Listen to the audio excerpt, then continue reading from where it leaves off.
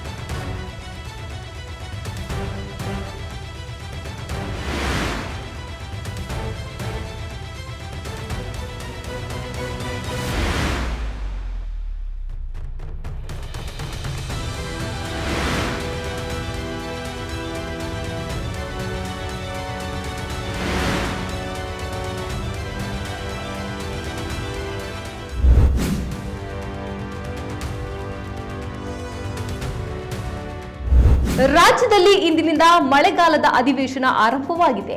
ಒಂದು ಕಡೆ ರಾಜ್ಯಾದ್ಯಂತ ಮಳೆ ಜೋರಾಗಿದೆ. ಅದರ ನಡುವೆ ಅಧಿವೇಶನದಲ್ಲಿ ಸರ್ಕಾರವನ್ನ ಕಟ್ಟಿ ಹಾಕುವುದಕ್ಕೆ ವಿಪಕ್ಷಗಳು ಹಲವು ತಂತ್ರಗಳನ್ನ ಹೆಣೆದಿವೆ. ಅದಕ್ಕೆ ಪ್ರತಿಯಾಗಿ ಆಡಳಿತ ಪಕ್ಷ ಕಾಂಗ್ರೆಸ್ ಕೂಡ ಪ್ರತಿತಂತ್ರಗಳನ್ನ ರೂಪಿಸಿದೆ. ಹೀಗಾಗಿ ಎರಡು ಪಕ್ಷಗಳ ಸದಸ್ಯರ ನಡುವೆ ವಾಕ್ಸಮರ ನಡೆಯಲಿದ್ದು ಸದನದ ಕಲಾಪಗಳು ರಂಗೇರಲಿವೆ. ಆರ್ಸಿಬಿ ಸಂಭ್ರಮಾಚರಣೆ ಸಂದರ್ಭದ ದುರಂತದಲ್ಲಿ 11 ಮಂದಿ ಸಾವು. ರಾಜ್ಯದಲ್ಲಿ ರೈತರಿಗೆ ಯೂರಿಯಾ ಕೊರತೆ ವಿಚಾರದಲ್ಲೂ ಜಟಪಟಿ ಸಾಧ್ಯತೆ ಇದೆ. ಗುತ್ತಿಗೆದಾರರಿಂದ 60% ವಸೂಲಿ ಆರೋಪ. ಮುಖ್ಯವಾಗಿ ಧರ್ಮಸ್ಥಳದಲ್ಲಿ ನೂರಾರು ಶವ ಹೂತಿಟ್ಟ ಆರೋಪ ಕೇಸ್ ಕೂಡ ಜೋರಾಗಿಯೇ ಸದ್ದು ಮಾಡಲಿದೆ.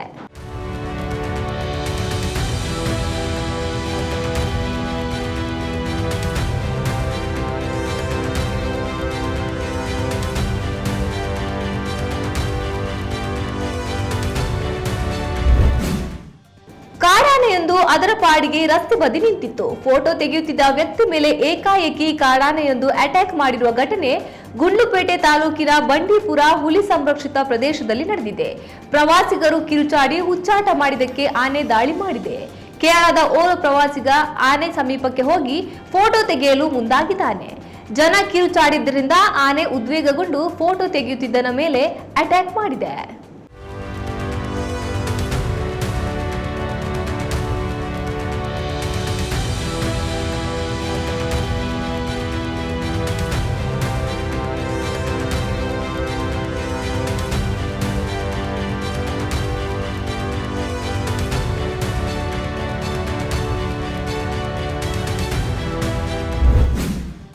ಮಹಿಳೆಯೊಬ್ಬರು 2 ಬಾರಿ ಮತ ಚಲಾಯಿಸಿದ್ದಾರೆ ಎಂದು ಆರೋಪಿಸಿರುವ ಕಾಂಗ್ರೆಸ್ ನಾಯಕ ರಾಹುಲ್ ಗಾಂಧಿ ಹೇಳಿಕೆಗೆ ಸಂಬಂಧಿಸಿದಂತೆ ಕರ್ನಾಟಕದ ಮುಖ್ಯ ಚುನಾವಣಾಧಿಕಾರಿ ನೋಟಿಸ್ ಜಾರಿ ಮಾಡಿದ್ದಾರೆ.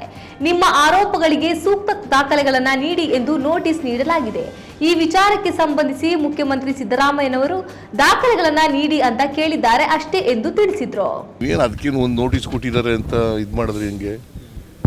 ದಾಖಲಾತಿಗಳು ಕೊಡಿ ಅಂತ ನೋಟಿಸ್. ಧರ್ಮಸ್ಥಳದಲ್ಲಿ ನೂರಾರು ಶವಗಳನ್ನ ಹೂತಿಟ್ಟ ಪ್ರಕರಣಕ್ಕೆ ಸಂಬಂಧಿಸಿ ಎಸ್ಐಟಿ ತನಿಖೆ ನಡೀತಾ ಇದೆ. ಧರ್ಮಸ್ಥಳ ಹಾಗೂ ವೀರೇಂದ್ರ ಹೆಗ್ಗಡೆ ಅವರಿಗೆ ಕಳಂಕ ತರಲು ಹೊರಟಿದ್ದಾರೆ ಎಂದು ಮಾಜಿ ಡಿಸಿಎಂ ಕೆಎಸ್ ಈಶ್ವರಪ್ಪನವರ ನೇತೃತ್ವದಲ್ಲಿ ಶಿವಮೊಗ್ಗದಲ್ಲಿ ಭಕ್ತಾಭಿಮಾನಿ ವೇದಿಕೆ ವತಿಯಿಂದ ಶಿವಮೊಗ್ಗದ ಗೋಪಿ ವೃತ್ತದಿಂದ ಡಿಸಿ ಕಚೇರಿಯವರೆಗೂ ಪ್ರತಿಭಟನೆ ಮೆರವಣಿಗೆ ನಡೆಸಲಾಯಿತು. ಒಳಸಂಚಿನಿಂದ ಶ್ರೀ ಕ್ಷೇತ್ರ ಧರ್ಮಸ್ಥಳ ರಕ್ಷಿಸಿ ಎಂದು ಘೋಷಣೆ ಕೂಗಿದ್ರು.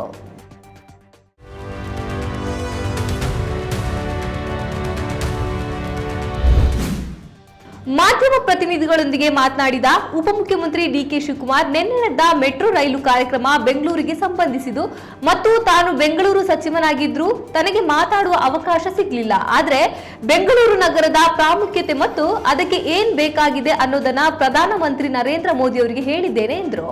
ಬೆಂಗಳೂರು ಒಂದು ಗ್ಲೋಬಲ್ ಸಿಟಿ ಮತ್ತು ನಗರದ ಮೂಲಕ ಜಗತ್ತನ್ನ ನೋಡಬೇಕೆಂಬ ಸಂಗತಿಯನ್ನ ಪ್ರಧಾನಿ ಮೋದಿ ಅವರು ಮನವರಿಕೆ ಮಾಡಿಕೊಂಡಿದ್ದಾರೆ. ನಗರದ ಮತ್ತಷ್ಟು ಅಭಿವೃದ್ಧಿಗೆ ಇನ್ನೂ ಹಣ ಬೇಕು. ಸಂಸತ್ತಿನಲ್ಲಿ ರಾಜ್ಯದ ಪ್ರತಿನಿಧಿಗಳು ಪ್ರಧಾನಿಯವರೊಂದಿಗೆ ಚರ್ಚೆ ನಡೆಸಿ ಅನುದಾನ ತರುವ ಪ್ರಯತ್ನ ಮಾಡಬೇಕು ಎಂದು ಡಿಕೆ ಶಿವಕುಮಾರ್ ಹೇಳಿದ್ರು. ಮೋದಿ ಅವರ ಜೊತೆ ನಿಮ್ಮ ಆತ್ಮೀಯತೆ ತುಂಬಾ ಚೆನ್ನಾಗಿತ್ತು. ಸೋಷಿಯಲ್ ಮೀಡಿಯಾದಲ್ಲಿ ಆ ವಿಡಿಯೋಗಳು ಫೋಟೋಸ್ಗಳು ಹರಿದಾಡ್ತಿವೆ. ಅಲ್ಲಪ್ಪ, ನಾನು Bengaluru district minister, deputy chief minister, metro minister. ನಾನು ಯಾಕೆ ನಾನು ಬೇರೆ ಥರ ಇದು ಮಾಡಿ ನಂದು ಏನು ಪ್ರೆಸೆಂಟೇಷನ್ ಮಾಡಬೇಕು? ಈಗ ನಾನು ವೆಲ್ಕಮ್ ಮಾಡಬೇಕಾಯ್ತಪ್ಪ. ನಾನು ವೆಲ್ಕಮ್ ಮಾಡೋದು ಬದಲು ಒಂದೇ ಪ್ರೋಗ್ರಾಮ್ ಅಂದ್ಬಿಟ್ಟು ಸೋಮಣ್ಣವ್ರು ಕೊಟ್ಟರು, ಆಯ್ತು ನಮ್ಮ ರಾಜ್ಯದವ್ರು ಇಲ್ಲಿ ಅಂತ. ಬಟ್ ನಾನು ಹೇಳ್ಬೇಕಲ್ಲ, ನಮ್ಮ ರಾಜ್ಯದ ಏನು ಹೇಳ್ಬೇಕಲ್ಲ, ಅದಕ್ಕೆ ನಾನು ಅವ್ರಿಗೆ ಮೆಮೊರಂಡಮ್ ಅಲ್ಲಿ ಕೊಟ್ಟು ನಾನು ರಿಕ್ವೆಸ್ಟ್ ಮಾಡ್ಕೊಂಡು ಅವ್ರು ಹೇಳಿದ್ದೀನಿ. ಏನು ನನಗೇನು, ನಾನು 85ರಲ್ಲಿ ಎಲೆಕ್ಷನ್ ನಿಂತವನಪ್ಪ. ನಾನು 89ರಲ್ಲಿ MLA ಆದವ್. ನನಗೂ ಸೀನಿಯಾರಿಟಿ, ನಾನು ಅಷ್ಟು ದೊಡ್ಡ ಪೊಸಿಷನ್ ಹೋಗಿದ್ದೇ ಇರ್ಬೋದಷ್ಟೇ. I am my own seniority in public life in the entire country. ವಯಸ್ಸು ಚಿಕ್ಕದಿರ್ಬೋದು ನನಗೆ, ನನಗೂ ನಾನು ಬಾಂಡಿಂಗ್ ಚೆನ್ನಾಗಿತ್ತು ಅಂತ ಒಳ್ಳೆ ಕತೆ. ನನಗೆ ಯಾಕೆ, ನಾನು ಯಾವತ್ತೂ ನನ್ಗೆ ಅಷ್ಟೇ ಗೌರವ ಕೊಡ್ತಾರೆ. ರಾಜಕೀಯದಲ್ಲಿ we have lot of differences. ನಾನು BJP ಓಡೋಕೆ ಅಲ್ಲ, ನಾನು ತಲೆ ಕೆಡ್ಸ್ಕೊಳ್ತೇನೆ, ನನಗೇನು ಅವಶ್ಯಕತೆಯೂ ಇಲ್ಲ.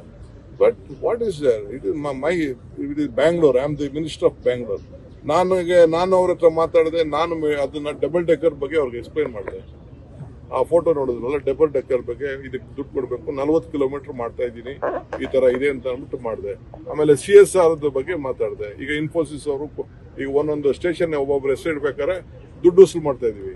60 ಕೋಟಿ, 50 ಕೋಟಿ, 100 ಕೋಟಿ ಇನ್ಫೋಸಿಸ್ ಅವ್ರು ದುಡ್ಡು ಕೊಟ್ಟಿದ್ದಾರೆ. ಬೇರೆ ಬೇರೆ ಡೆಲ್ಟಾ ಅವ್ರು ಕೊಟ್ಟಿದ್ದಾರೆ.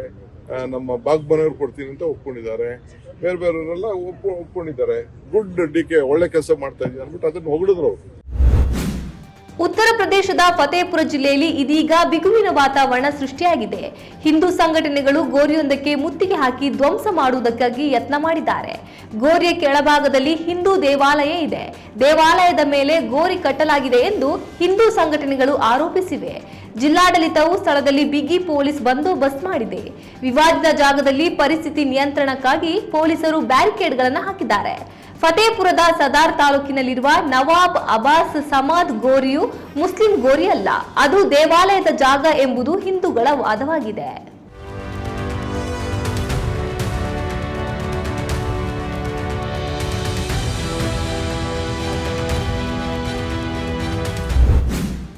ತೂಗುದೀಪ ಈ ಹೆಸರಿಗೆ ಸಿನಿ ಚರಿತ್ರೆಯಲ್ಲಿ ಒಂದು ಪುಟ ಇದೆ. ನಮ್ಮ ಸ್ಯಾಂಡಲ್ವುಡ್ ಇರುವವರೆಗೂ ಈ ಹೆಸರು ಯಾವತ್ತೂ ಉಳಿದಿರುತ್ತೆ. ಆ ಹೆಸರಿನ ಕುಡಿ ನಟ ದರ್ಶನ್ ತೂಗುದೀಪ ಕೂಡ ನಮ್ಮ ಕನ್ನಡ ಇಂಡಸ್ಟ್ರಿಗೆ ತಮ್ಮದೇ ಆದ ಕೊಡುಗೆಯನ್ನು ನೀಡಿದ್ದಾರೆ. ಲೈಟ್ ಬಾಯ್ ಆಗಿ ಚಿತ್ರರಂಗಕ್ಕೆ ಪಾದಾರ್ಪಣೆ ಮಾಡಿದ ಚಾಲೆಂಜಿಂಗ್ ಸ್ಟಾರ್ ದರ್ಶನ್ ಇವತ್ತು ಭಾರತದ ಚಲನಚಿತ್ರ ರಂಗದಲ್ಲಿ ತಮ್ಮದೇ ಆದ ಛಾಪನ್ನ ಮೂಡಿಸಿದ್ದಾರೆ. ತಮ್ಮ ವಿಭಿನ್ನ ರೀತಿಯ ನಟನಾ ಕೌಶಲ್ಯದಿಂದ ಚಿತ್ರರಸಿಕರಿಗೆ ಮನರಂಜನೆಯನ್ನು ನೀಡುತ್ತಾ ಬರ್ತಿದ್ದಾರೆ. ಇದೀಗ ಚಾಲೆಂಜಿಂಗ್ ಸ್ಟಾರ್ ದರ್ಶನ್ ಕನ್ನಡ ಇಂಡಸ್ಟ್ರಿಗೆ ಕಾಲಿಟ್ಟು ಇವತ್ತಿಗೆ 28 ವರ್ಷ ತುಂಬಿದೆ. ಈ ಜರ್ನಿಯನ್ನ ಅವರ ಅಭಿಮಾನಿಗಳು ಸಾಮಾಜಿಕ ಜಾಲತಾಣದಲ್ಲಿ ಹಂಚಿಕೊಳ್ಳುವ ಮೂಲಕ ಸಂಭ್ರಮ ಪಡ್ತಿದ್ದಾರೆ. 1997ರಲ್ಲಿ ಮಹಾಭಾರತ ಸಿನಿಮಾ ಮೂಲಕ ಬಣ್ಣ ಹಚ್ಚಿದ ನಟ ದರ್ಶನ್ ಸುದೀರ್ಘ 28 ವರ್ಷಗಳನ್ನ ಚಿತ್ರರಂಗದಲ್ಲಿ ಪೂರೈಸಿದ್ದಾರೆ. ನಟ ದರ್ಶನ್ ಈ ಜರ್ನಿಯಲ್ಲಿ ಮಾಡಿದ ವಿಭಿನ್ನ ಪಾತ್ರಗಳಿಂದ ಅಭಿಮಾನಿಗಳಿಂದ ಡಿ ಬಾಸ್ ಎಂದು ಕರೆಸಿಕೊಂಡಿದ್ದಾರೆ.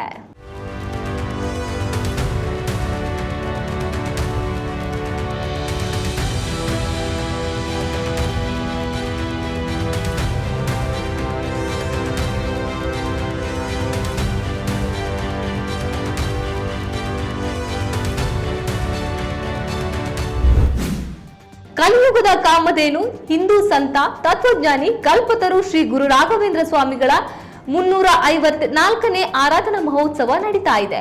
ದೇಶದ ಮೂಲೆ ಮೂಲೆಗಳಿಂದ ಸಹಸ್ರಾರು ಭಕ್ತರು ಬಂದು ರಾಯರ ಅನುಗ್ರಹ ಪಡೆದ್ರು. ದೇಶದ ನಾನಾ ಭಾಗಗಳಿಂದ ಆಗಮಿಸಿರುವ ಸಹಸ್ರಾರು ಭಕ್ತಾದಿಗಳು ಬೆಳಿಗ್ಗೆಯಿಂದಲೇ ತುಂಗಾಭದ್ರಾ ನದಿಯಲ್ಲಿ ಪುಣ್ಯ ಸ್ನಾನ ಮಾಡಿ ಮಠದಲ್ಲಿ ನಡೀತಾ ಇದ್ದ ಧಾರ್ಮಿಕ ಚಟುವಟಿಕೆಗಳಲ್ಲಿ ಭಾಗಿಯಾಗಿದ್ರು. ಮಠದ ಪೀಠಾಧಿಪತಿಗಳಾಗಿರುವ ಸುಬುಧೇಂದ್ರ ತೀರ್ಥ ಸ್ವಾಮಿಯವರು ಮೂಲ ವೃಂದಾವನಕ್ಕೆ ವಿಶೇಷ ಪಂಚಾಮೃತ ಅಭಿಷೇಕ ಮಾಡಲಾಯಿತು. ಸ್ವರ್ಣ ಕವಚ ರಾಯರ ವೃಂದಾವನಕ್ಕೆ ವಿಶೇಷ ಅಲಂಕಾರ ಮಾಡಲಾಗಿದೆ. ಇಂದು ರಾಯರ 354ನೇ ಆರಾಧನಾ ಮಹೋತ್ಸವ ಆಗಿದ್ದರಿಂದ ರಾಯರ ಭಕ್ತರಿಗೆ ಇಂದು ವಿಶೇಷ ಅನುಗ್ರಹ ಲಭಿಸಲಿದೆ ಎಂದು ಹೇಳಲಾಗುತ್ತಿದೆ.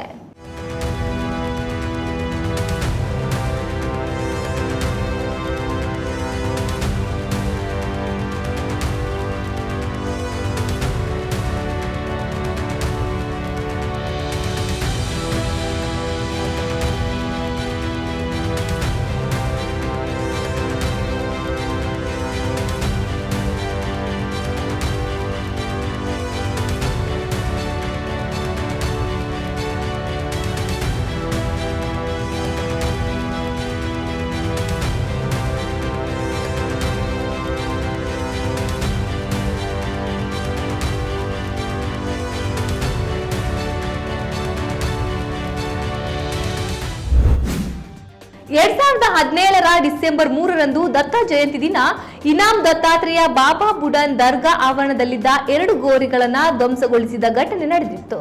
ಈ ಘಟನೆಗೆ ಸಂಬಂಧಿಸಿ ಆಗಾಗ ಚರ್ಚೆಗಳು ನಡೆಯುತ್ತಲೇ ಇರುತ್ತವೆ. ಚಿಕ್ಕಮಗಳೂರಿನ ಇನಾಮ್ ದತ್ತಾತ್ರೇಯ ಬಾಬಾ ಬುಡನ್ ಸ್ವಾಮಿ ದರ್ಗಾದ ವಿವಾದ ಮತ್ತೆ ಮುನ್ನೆಲೆಗೆ ಬಂದಿದೆ.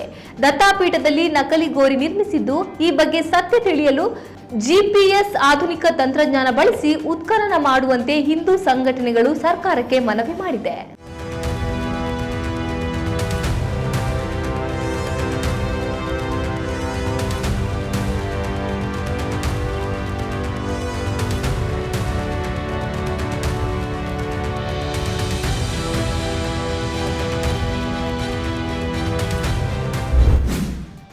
ಮತದಾರರ ಪಟ್ಟಿ ಪರಿಷ್ಕರಣೆ ವಿರೋಧಿಸಿ ಬಿಹಾರದಲ್ಲಿ ಕಾಂಗ್ರೆಸ್ ಚುನಾವಣಾ ಆಯೋಗದ ಎದುರು ಪ್ರತಿಭಟನೆ ಮಾಡಲಾಗಿತ್ತು. ಈ ಸಮಯದಲ್ಲಿ ಕಾಂಗ್ರೆಸ್ ನಾಯಕ ರಾಹುಲ್ ಗಾಂಧಿ ಅವರನ್ನ ಪೊಲೀಸರು ಬಂಧಿಸಿದ್ದಾರೆ. ಈ ಸಮಯದಲ್ಲಿ ಮಾಧ್ಯಮಗಳೊಂದಿಗೆ ಮಾತನಾಡಿದ ರಾಹುಲ್ ಗಾಂಧಿ, ಇದು ಸಂವಿಧಾನ ಉಳಿಸುವ ಹೋರಾಟ, ಇಂದು ರಾಜಕೀಯ ಹೋರಾಟವಲ್ಲ ಎಂದಿದ್ದಾರೆ.